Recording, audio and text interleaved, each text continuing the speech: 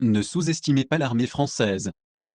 Toute discussion sur la réputation et la guerre d'une nation conduira presque inévitablement à des remarques désobligeantes envers les Français. Leurs exploits militaires sont la ligne de chute d'innombrables blagues même et autres commentaires désobligeants, les traitant de lâches ou d'incompétents sur le champ de bataille. La réalité est cependant très différente. Tout au long de sa longue histoire, la nation française a eu un bilan étendu et distingué de triomphes militaires remontant jusqu'au début du Moyen Âge. En fait, pendant des millénaires, les soldats français ont combattu et sont morts avec courage, compétence et distinction. L'histoire de l'histoire militaire française commence à la suite de l'effondrement de l'Empire romain d'Occident. Les Francs, une tribu germanique de plus à l'est, a poussé vers l'ouest dans ce qui est aujourd'hui la France et, sous le règne du roi Clovis Ier, la Terre et les Pyrénées au sud-ouest, les Alpes dans le sud et le Rhin à l'est étaient également sécurisés. Bien que ces frontières se déplacent d'innombrables fois au cours des siècles qui suivirent, la zone approximative du territoire français avait été établie. Le descendant de Clovis, Charles Martel, en 732 après J.C. lui et son l'armée franque, a empêché l'arable dynastie Maya d'avancer en France, infligeant une défaite écrasante à ses ennemis à la bataille de Tours. Avec cette victoire, la marée montante de l'expansion islamique en Europe a été stoppée. Tout au long du Moyen Âge, les forces françaises ont combattu dans de nombreuses guerres contre d'autres, étaient contre les Anglais. Au cours d'une série de conflits maintenant connus sous le nom de guerre de 100 ans, les Français subiraient des défaites importantes lors de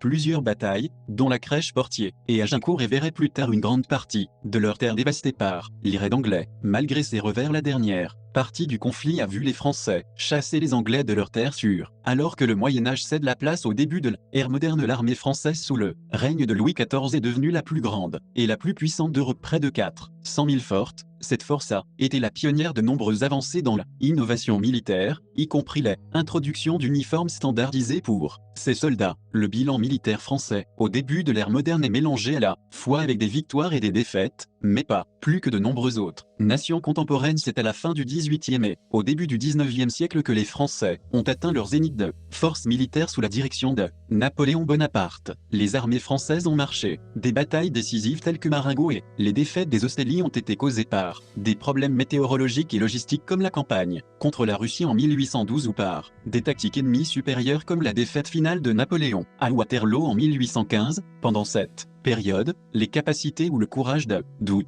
Un siècle plus tard, les soldats français se sont retrouvés mêlés à l'un des leurs campagnes militaires les plus tragiques. La Première Guerre mondiale a introduit le massacre à l'échelle industrielle et la France s'est retrouvée au milieu du conflit, avec la majorité des combats sur le front occidental se déroulant sur le sol français. De vastes zones de la campagne française ont été transformées en un paysage des enfers en caisse d'obus dans lequel des millions d'hommes ont été piégés pendant des années. Au cours de cette période tumultueuse, les soldats français ont subi le perte sur le Titanic au cours des 2 premiers mois de la guerre. Plus de 300 000 amis ont été tués, un nombre qui gonflerait jusqu'à un demi-million d'ici la fin de 1914. Et les gars, nous avons une annonce. Nous avons lancé un serveur Discord Histoire Simple. Rejoindre la communauté, parler de l'histoire, que vous pouvez même donner suggestions de vidéos, vous pouvez parler des épisodes passés, nous avons quelques aperçus des futurs épisodes et apprenons à derrière l'histoire simple. Nous allons être là pendant un moment et nous prévoyons de grandes choses pour sa serveur. Alors donnez-nous quelques et nous vous verrons là-bas. Il n'y a pas eu de bataille aussi sanglante, plus une qui a illustré la ténacité et le courage de l'armée française que la bataille de Verdun. En 1916, le général allemand Erich von Falconin a lancé une offensive visant la ville de Verdun, permettant à un endroit aussi stratégiquement et symboliquement important de tomber aux mains de l'ennemi était inacceptable pour le haut commandement français, et, sous la direction du maréchal Felipe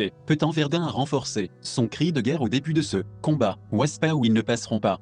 La bataille dégénérait en une impasse écrasante, avec les deux côtés retranchés dans le refus obstiné de se rendre. Plus de 40 millions d'obus d'artillerie ont été tirés pendant les combats. À la fin du 303e jour, 162 000 soldats français avaient perdu la vie, avec 377 000 autres blessés, disparus ou capturés. Fidèles à leur parole, les Français ont tenu leur position et les Allemands n'ont pas dépassé ces positions françaises face à ces pertes monumentales et à d'autres.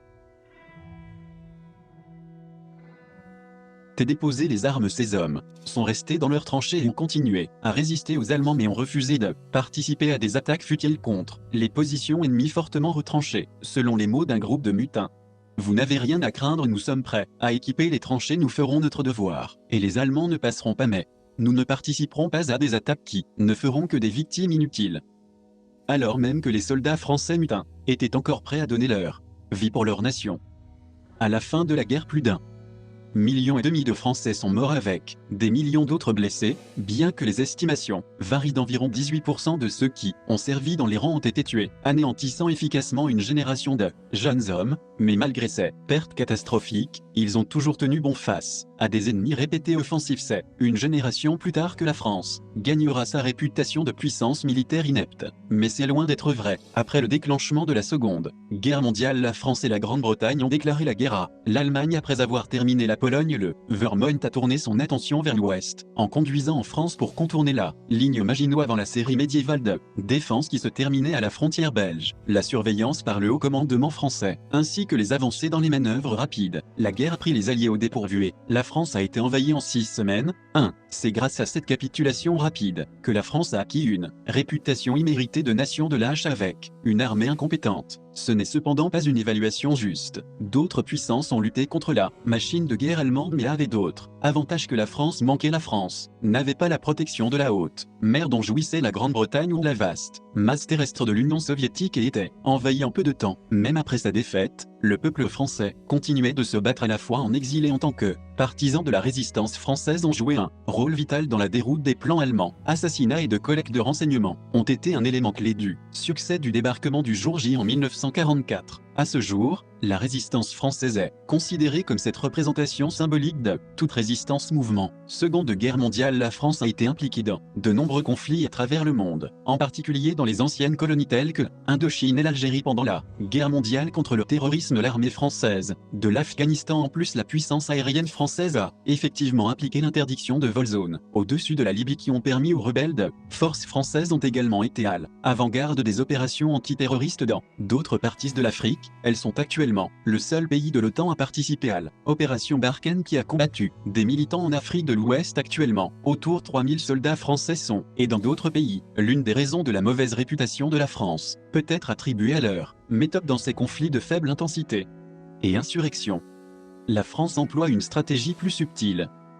2007 afin d'arrêter une incursion des forces rebelles en République centrafricaine, la France a envoyé 2 vagues de parachutistes et un seul avion de chasse pour arrêter l'avance. Pas plus de quelques dizaines ont été impliqués et la presse française n'a repris l'histoire que des semaines après que c'est cette approche de précision qui n'a pas la même fanfare d'autres nations qui contribuent à la conception populaire de la France comme manquant de capacité militaire. Tout au long de la longue histoire de leur nation, les Français ont eu des succès et des échecs militaires mais ni plus ni moins que toute autre nation, leur réputation de nation de lâches qui se rendent à la moindre provocation est non seulement infondée mais basée sur des préjugés et des idées fausses qui ne tiennent pas compte des innombrables actes de bravoure et succès martiaux des Français. Personne